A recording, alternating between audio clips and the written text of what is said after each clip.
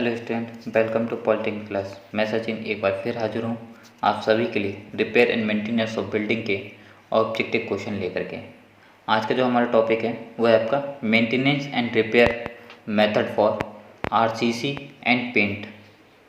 इसमें सबसे पहला जो ऑब्जेक्टिव क्वेश्चन है आपका वो है आपका अपक्षय के प्राकृतिक कारण हैं, यानी डिटोरेशन आपको किन कारणों से होता है। ऑप्शन ए है आपका कार्बोनेशन, ऑप्शन बी है आपका क्लोराइड प्रवेश, ऑप्शन सी है आपका सल्फेट अटैक, ऑप्शन डी है उपयुक्त सभी। तो सबसे पहले देख लेते हैं कि आपका डिटोरेशन यानी कि अपक्षय कहते किसे हैं। तो जो आपकी संरचना यानी कि जो स्ट्रक्चर है और उसके जो कंपोनेंट होते हैं उनका समय के साथ हल्के हल्के कंटिन्यू क्या है खराब होना आपका क्या कहलाता है, डिटोरेशन कहलाता है, यानी कि अपक्षय। ठीक है, तो ये किसकी वजह से होता है, ये आपके कहते हैं कार्बोनेशन, क्लोराइड और सल्फेट अटैक, इन सभी के कारण होता है। तो ऑप्शन डी इसका क्या है, राइट आंसर होगा। नाउ क्वेश्चन नंबर सेकंड देख लेते हैं। क्वेश्चन नंबर सेकंड में पूछा गया है कि आरसीसी में कई प्रकार की दरारें डॉट डॉट डॉट के कारण होती हैं। तो जो आपका आरसीसी स्ट्रक्चर होते हैं उनमें जो क्रैक्स डेवलप हो रहे हैं वो किन के कारण हो रहे हैं। ऑप्शन ए आपका शियर स्ट्रेस के कारण, ऑप्शन बी है आपका कोरिजन ऑफ रेनफोर्समेंट यानी कि जो आपने रेनफोर्समेंट प्रोवाइड किया है उनके संक्षारण के कारण, ऑप्शन सी है आपका अपर्याप्त रीबार कवर यानी कि जो आपने बार डाली हैं उनके लिए पर्याप्त कवर नहीं दिया जाएगा। ठीक है, सफिशिएंट कवर आपने प्रोवाइड नहीं किया जाएगा, और ऑप्शन डी है उपयुक्त सभी। तो जो आपकी क्रैश डेवलप होती हैं वो इन सभी के कारणों की वजह से होती हैं कि जो भी उसमें स्ट्रेस शियर स्ट्रेस जनरेट हो रहे हैं उनकी वजह से, जो भी आपने रेनफोर्समेंट प्रोवाइड किया है, ठीक है, उसमें नमी के कारण आपका क्या आएगा, कोर्जन आ जा रहा है, और आपको कहते हैं अगर आप बार को सफिशिएंट कवर नहीं प्रोवाइड करा रहे हैं तो उसकी वजह से भी क्या है आपके क्रैक्स डेवलप हो जाते हैं आरसीसी स्ट्रक्चर में। तो ऑप्शन डी इसका राइट आंसर होगा। ना क्वेश्चन नंबर थर्ड देख लेते हैं। क्वेश्चन नंबर थर्ड में पूछा गया है कि रूफ स्लैब में नमी का कारण कौन सा है। तो जो आप कहते हैं छत के लिए जो आप स्लैब डाल रहे हैं तो उसमें डंपनेस के क्या क्या कारण हो सकते हैं। ऑप्शन ए है आपका छत में नमी, ऑप्शन बी है अनुचित वाटर प्रूफिंग यानी कि improper water proofing, option C है आपका ए और बी दोनों, और ऑप्शन डी है इनमें से कोई नहीं।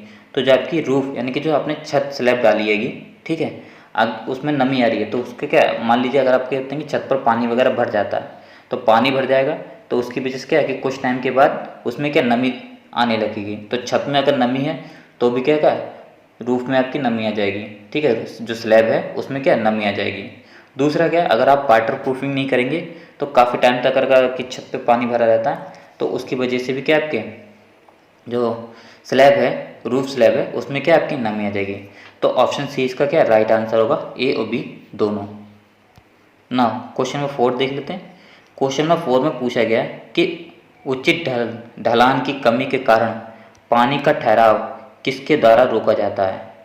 ठीक है, मतलब आपने कहते हैं कि प्रॉपर स्लोप प्रोवाइड नहीं किया है रूफ में, आपने क्या प्रॉपर स्लोप प्रोवाइड नहीं किया है तो उसकी वजह से आपको क्या है पानी का ठहराव हो रहा है। तो उसको आप किस तरीके से रोक सकते हैं। तो ऑप्शन ए है पानी के ठहराव को रोकने के लिए पर्याप्त ढलान प्रदान की जाती है, ऑप्शन बी है आपका पर्याप्त जल निकासी पाइप प्रदान किए जाने चाहिए, ऑप्शन सी है आपका जंक्शन बिंदु पर ड्रिप मोल्ड और दीवार के शीर्ष पर आपकी कोपिंग प्रदान किया जाना चाहिए, ऑप्शन डी है इनमें से कोई नहीं। तो अगर आपको कहते हैं पानी का जो ठहराव है हो रहा है, अगर उसको रोकना है और वो किसकी वजह से रहेगा कि आपने कहते हैं कि प्रॉपर स्लोप प्रोवाइड नहीं किया है, तो अगर उसके ठहराव को रोकना चाहते हैं कि छत पर कहता है आपका पानी ना इकट्ठा हो तो इसके लिए क्या है आपको छत में क्या प्रॉपर स्लोप प्रोवाइड कराना होगा। तो ऑप्शन ए इसका क्या है राइट आंसर होगा। ठीक है ना, क्वेश्चन नंबर 5 देख लेते हैं।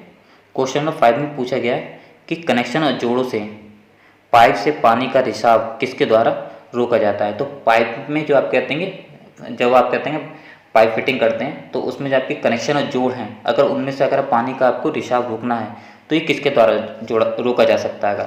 तो ऑप्शन ए है आपके पानी के ठहराव को रोकने के लिए पर्याप्त ढलान प्रदान की जानी चाहिए, ऑप्शन बी है आपका पर्याप्त जल निकासी पाइप प्रदान किए जाना चाहिए, ऑप्शन सी है आपका जंक्शन बिंदु पर ड्रिप मोल्ड और दीवार के शीर्ष पर आपको कोपिंग प्रदान करना चाहिए, ऑप्शन डी है जल आपूर्ति पाइप कनेक्शन का रखरखाव और फिटिंग लीक प्रूफ बनानी चाहिए। ठीक है, तो अगर आप चाहते हैं कि पाइप से आपका पानी लीकेज ना हो तो इसके लिए क्या है कि आपकी जो फिटिंग आपने की हैगी वाटर की, जो पाइप फिटिंग की हैगी वो कैसी हो, आपकी लीक प्रूफ होनी चाहिए और उसका प्रॉपर क्या मेंटेनेंस होना चाहिए। तो ऑप्शन डी इसका क्या है राइट आंसर होगा ना। क्वेश्चन नंबर 6 देख लेते हैं। क्वेश्चन नंबर 6 में पूछा गया कि वाटर प्रूफिंग सिस्टम कौन सा है। फर्स्ट है आपका lime concrete tracing, option B है आपका कीचड़ फूसा उपचार यानी कि मड फूसा ट्रीटमेंट, ऑप्शन सी है आपका पॉलीथीन फिल्म और ऑप्शन डी है आपका उपयुक्त सभी। तो जो वाटर प्रूफिंग सिस्टम है ये आपके तीनों ही कहते हैं आपके क्या वाटर प्रूफिंग सिस्टम है। तो ऑप्शन डी इसका क्या है राइट आंसर होगा। ठीक है, आपने कहते हैं लाइम कंक्रीट ट्रेसिंग भी की है, छत पे हम लोग क्या करते हैं लाइम की और जो कंक्रीट होती है उसकी कहते हैं ट्रेसिंग कर देते हैं। ये मड पूछा क्या है कि आपकी जो चिकनी मिट्टी होती है उसमें चिकनी मिट्टी हम जो आपके भूसा होता है उसको मिला देते हैं तो वो क्या है आपका वाटर प्रूफिंग की तरह वर्क करने लगता है। ठीक है, तो पुराने जो आपके कच्चे घर हुआ करते थे तो उन्हें क्या पानी से बचाने के लिए कि पानी की बरसात हो तो उस टाइम पे जो आपका घर है वो ढह ना जाए तो इसके लिए क्या है मड पूसा ट्रीटमेंट किया जाता था। ठीक है, तो ऑप्शन डी इसका क्या है राइट आंसर होगा। नाउ क्वेश्चन नंबर 7 देख लेते हैं। क्वेश्चन नंबर 7 में क्या है कि दरार की मरम्मत के लिए कौन सी विधि नहीं है। तो अगर आपको क्रैक की मेंटेनेंस करना है तो उसके लिए कौन सा मेथड यूज़ नहीं किया जाता है। ऑप्शन ए आपका एपॉक्सी इंजेक्शन, ऑप्शन बी आपका द्विविभाजन फिर से भरना यानी कि bisection refilling method, option C है आपका फ्लेक्सिबल सीलिंग, ऑप्शन डी है आपका ओवरले एंड सरफेस ट्रीटमेंट। तो जो आपका राइट आंसर है जिस मेथड का हम क्रैक रिपेयरिंग में नहीं करते हैं वो है आपका ऑप्शन बी। ठीक है, बाइसेक्शन एंड रिफिलिंग मेथड का यूज़ हम किस में क्रैक मेंटेनेंस में या क्रैक रिपेयरिंग में नहीं करते हैं। ठीक है, तो ऑप्शन बी इसका राइट आंसर होगा। बाकी जो आपका इपॉक्सी इंजेक्शन है और जो फ्लेक्सिबल सीलिंग है और ओवरले एंड आपका सरफेस ट्रीटमेंट है इन तीनों मेथड का यूज़ हम लोग क्रैक रिपेयरिंग में या मेंटेनेंस में करते हैं। ठीक है, तो आपका ऑप्शन बी इसका राइट आंसर होगा। नाउ क्वेश्चन नंबर 8 देख लेते हैं। क्वेश्चन नंबर 8 में जंग को नियंत्रित करने के लिए कौन डॉट डॉट वाली कंक्रीट का प्रयोग करते हैं। तो कौन सी कंक्रीट का हम प्रयोग करते हैं कि आपकी जो स्टील प्रोवाइड की है रीइंफोर्समेंट के लिए स्टील वार जो प्रोवाइड किए हैं उनका क्या संक्षारण यानी कि कोरोजन ना हो। तो ऑप्शन ए है आपका लो परमिटिविटी वाली कंक्रीट यूज़ करेंगे, ऑप्शन बी है आपका लो थर्मल कोफिशिएंट वाली, ऑप्शन सी है आपका मोर सीमेंट कंटेंट वाली, ऑप्शन डी है मोर कोर्स एग्रीगेट वाली। तो अगर आप चाहते हैं कि आपकी जो स्टील वार प्रोवाइड किए हैं कंक्रीट में उनमें कोर्जन ना हो तो इसके लिए क्या आपकी जो कंक्रीट होनी चाहिए वो कैसी होती है लो परमिटिविटी वाली हो। जितनी ही आपकी लो परमिटिविटी वाली कंक्रीट होगी जो पानी है जो उस कंक्रीट में उसके सोखने की जो क्षमता है वो क्या होगी आपकी कम हो जाती है। तो ऑप्शन ए इसका राइट। क्वेश्चन 9 में क्या पूछा गया, क्वेश्चन नंबर 9 पे पूछा गया कि कौन सा IS कोड दीमक प्रूफिंग के बारे में विवरण देता है। तो ऑप्शन ए है आपका IS 6835, ऑप्शन बी है आपका IS 6313, ऑप्शन बी है आपका IS 5668 और ऑप्शन डी है आपका IS 5886। तो जो आपका दीमक प्रूफिंग के बारे में जानकारी देता है वो है आपका IS 6313। तो ऑप्शन बी इसका क्या है राइट आंसर होगा ना। क्वेश्चन नंबर 10 देख लेते हैं। क्वेश्चन नंबर 10 में क्या पूछा गया कि DPM का मतलब क्या है। तो DPM की फुल फॉर्म क्या होती है। ऑप्शन ए है आपका damp proof material, option B है damp proof mix, option C है आपका डैम्प प्रूफ मेंबर और ऑप्शन सी है डी है आपका डैम्प प्रूफ मेम्ब्रान। तो जो DPM की फुल फॉर्म होती है आपकी डैम्प प्रूफ मेम्ब्रान। तो ऑप्शन डी इसका क्या राइट आंसर होगा। इसका प्रयोग हम किस में करते हैं जो आपकी डंपनेस होती है यानी कि जो नमी है उसको रोकने में किया जाता है और इसका प्रयोग हम DPC की स्थान पर करते हैं। ठीक है ना। क्वेश्चन नंबर 11 देख लेते हैं। क्वेश्चन नंबर 11 में क्या पूछा गया कि DPC के ऊपर रूफ स्लैब स्तर पर प्रदान किए जाते हैं। तो क्या चीज़ हम प्रदान करते हैं DPC के रूप में। ऑप्शन ए आपका टाइल, ऑप्शन बी है कंक्रीट, ऑप्शन सी है PCC, ऑप्शन डी है आपका रबर शीट। तो जो आपकी रूफ स्लैब होती है उसके ऊपर हम लोग क्या प्रदान करते हैं टाइल्स प्रदान की जाती हैं DPC के रूप में। तो ऑप्शन ए इसका क्या है राइट आंसर होगा ना। क्वेश्चन नंबर 12 देख लेते हैं। क्वेश्चन नंबर 12 क्या होता है कि निम्न में से कौन सेमी रिजिड DPC सामग्री का उदाहरण है। तो सबसे पहले देख लेते हैं DPC होते क्या। DPC की आपकी एक लेयर होती है कि जो कहते हैं आपकी जो मेंबर हैं मतलब नीचे से जो आपकी लेयर नमी आती है कि उसको क्या है रोके रखती है। मतलब आपके जो स्ट्रक्चर है उस स्ट्रक्चर में नमी को आने से रोकने के लिए जो हम लेयर डालते हैं वो लेयर आपकी क्या कहलाती है? डैम्प प्रूफ कोर्स यानी कि डीपीसी कहलाती है। ये आपके 3 टाइप की होती है। पहले होती है आपकी रिजिड, दूसरी होती है सेमी रिजिड और तीसरी होती है आपकी प्लास्टिक या फ्लेक्सिबल। ठीक है, तो ये 3 टाइप के होते हैं। तो इसमें से आपसे पूछा गया कि सेमी रिजिड कौन सी है। तो ऑप्शन ए है आपका प्लास्टिक सीडिंग, ऑप्शन बी है आपका सीमेंट कंक्रीट, ऑप्शन सी है आपका डामर, ऑप्शन सी है स्टोन। तो जो आपका ऑप्शन सी इसका क्या राइट आंसर है। तो सेमी रिजिड में आपका कौन सा होता है? डामर आता है, एसफाल्ट। ठीक है, जो आपका कंक्रीट, सीमेंट कंक्रीट और जो स्टोन है ये आपके रिजिड में आते हैं। ठीक है, और जो प्लास्टिक में आते हैं वो आपको प्लास्टिक सीडिंग है। ठीक है, तो प्लास्टिक सीट आपकी क्या है? फ्लेक्सिबल या फिर आपकी किस में आती है? प्लास्टिक मटेरियल के रूप में आती है। तो ऑप्शन जो आपका सी है इसका राइट आंसर होगा ना। क्वेश्चन नंबर 13 देख लेते हैं। क्वेश्चन नंबर 13 में क्या पूछा गया कि चित्रित सतह पर चमकदार धब्बों का दिखना कहलाता है। ऑप्शन ए है आपका फ्लैशिंग, ऑप्शन बी है आपका ब्लूमिंग, ऑप्शन सी है आपका रनिंग, ऑप्शन डी है आपका ब्लिस्टरिंग।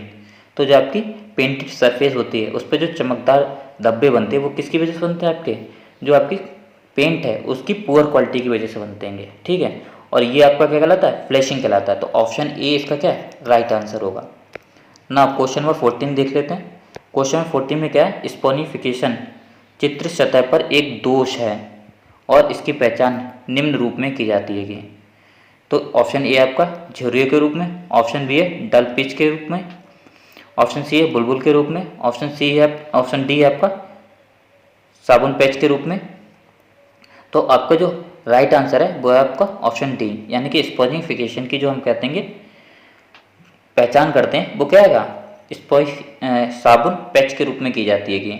ठीक है, तो ऑप्शन डी इसका राइट आंसर है। और ये होता है किसकी वजह से? ये आपका केमिकल रिएक्शन जो होता है एल्कली का, उसकी वजह से ये आपका दोष आता है पेंट में। ठीक है, तो ऑप्शन डी इसका क्या है? राइट आंसर होगा ना। क्वेश्चन नंबर 15 देख लेते हैं। क्वेश्चन 15 में क्या है? यदि कोई पेंट अत्यधिक गाढ़ा लगाया जाए तो कौन सा दोष उत्पन्न होता है? ऑप्शन ए आपका ग्रीनिंग का, ऑप्शन बी आपका रनिंग का, ऑप्शन सी आपका झुर्रीदार का, ऑप्शन डी आपका फ्लिंकिंग का। तो जो आपका इसका राइट आंसर होगा, अगर आप ज़्यादा गाढ़ा पेंट करते हैं, ठीक है, ज़्यादा गाढ़ा अगर आप पेंट करते हैं तो क्या होते हैं कि जो आपकी सरफेस होती है उनमें क्या झुर्रियाँ सी पड़ जाती हैं। तो ऑप्शन सी इसका क्या है? राइट आंसर होगा ना। क्वेश्चन 16 देख लेते हैं। क्वेश्चन 16 में पूछा गया कि किस तकनीक में मरम्मत से पहले दरार को यू आकार की धातु इकाइयों के साथ सिलाई से पाट दिया जाता है? तो ऑप्शन ए आपका सिलाई में, ऑप्शन बी आपका ग्रूमिंग में, ऑप्शन सी है सीलिंग में, ऑप्शन डी है इनमें से कोई नहीं।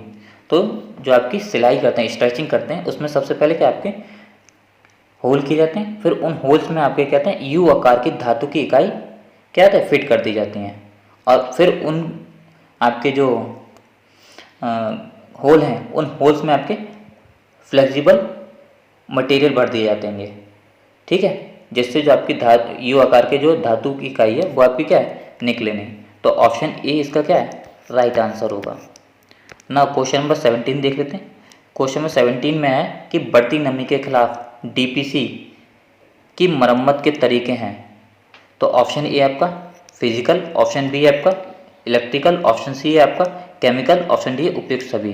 तो जो आपकी डीपीसी की मरम्मत के जो तरीके हैं वो आपके क्या है?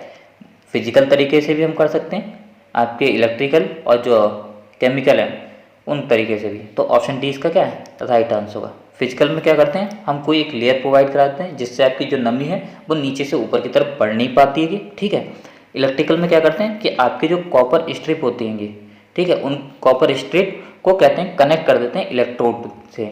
ठीक है, और उनको क्या आपकी जो वॉल होती है उनमें इंस्टॉल कर दिया जाता है। ठीक है, और उन सबको क्या है आपके एक जंक्शन बॉक्स से कनेक्ट कर दिया जाता है, जिससे जब उसमें कहते हैं उसमें क्या आपके एक धारा यानी कि डिस्चार्ज फ्लो करने लगता है, और उस डिस्चार्ज की वजह से आपकी जो डंपनेस है वो नीचे से ऊपर की तरफ फ्लो नहीं कर पाती है। ठीक है, ऑप्शन सी में क्या है? रासायनिक विधि।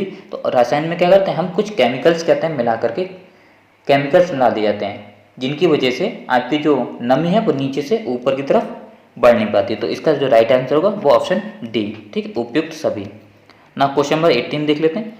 क्वेश्चन नंबर 18 में क्या है कि पेंट फिल्म का ना सूखना या बहुत धीरे धीरे सूखना कि कारण कौन कौन से हैं। तो किन किन कारणों की वजह से आपका पेंट सूखता नहीं है, बहुत स्लो सूखता है? तो ऑप्शन ए आपका बाथरूम में अतिरिक्त नमी के कारण, ऑप्शन बी है आपकी सतह पर ऑयल या ग्रीस का होना, ऑप्शन सी है आपका कम तापमान, ऑप्शन डी है उपयुक्त सभी।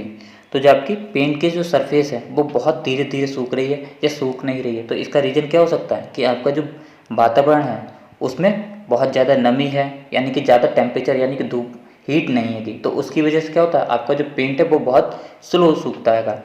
दूसरा क्या है, आपकी कहते हैं जो आपकी जो सतह है उस पर क्या आपका ग्रीस या ऑयल वगैरह लग जाता है, तो उसकी वजह से आपका पेंट क्या है काफ़ी स्लो सूखता है। तो इसका जो राइट आंसर होगा वो क्या होगा, option D is right answer ना। क्वेश्चन नंबर 19 में क्या पूछा गया, क्वेश्चन नंबर 19 में पूछा गया है कि यदि मिट्टी सूखी है तो भूतल के ऊपर, भूतल के लिए आपका डीपीसी की परत होती है।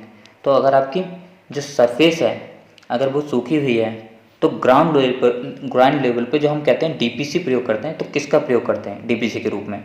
तो ऑप्शन ए आपका धातु का प्रयोग करेंगे, ऑप्शन बी है आपके कोर्स सैंड का प्रयोग करेंगे, ऑप्शन सी है आपका फाइन सैंड का, ऑप्शन डी है कंक्रीट का।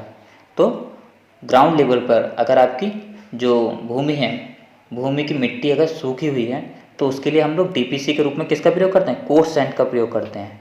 ठीक है, तो क्या करते हैं कि जब कहते हैं हम फर्श डालने से पहले उसमें क्या आपका 75 से 100 mm थिकनेस के आपकी क्या कोर्स सैंड की एक लेयर प्रोवाइड करा दी जाती है डीपीसी के रूप में।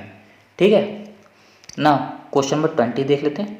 क्वेश्चन 20 में क्या है कि ढालू छतों में रिसाव निम्न कारणों से हो सकता है। तो जो आपकी स्लोपी रूफ होती हैं उनमें आपका जो रिसाव यानी कि जो पानी आता है वो किन के कारणों से हो सकता है?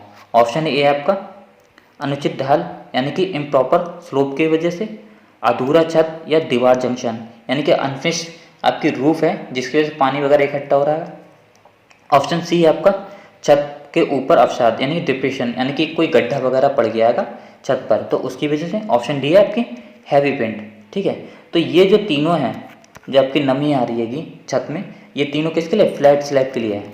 ठीक है, अगर आपकी जो छत है वह कैसी है, फ्लैट है, तो उन तीनों के लिए इनका यूज़ करते हैं। ये तीनों ही कहते हैं किसके हैं रीजन, ये तीनों रीजन है आपके फ्लैट रूफ के लिए। ठीक है, स्लोपी रूफ की अगर हम बात करें तो ये क्या है, ऑप्शन डी यानी कि स्लोपी रूफ में अगर ज़्यादा हैवी कहते हैं विंड चल रही है, हवा चल रही है, तो उस वजह से क्या होता है कि उनके जो जॉइंट्स होते हैं वो ढीले पड़ जाते हैं, जिसकी वजह से क्या है आपकी नमी आने लगती है। ठीक है, तो ऑप्शन डी इसका क्या है राइट आंसर होगा। लास्ट तक देखने के लिए धन्यवाद।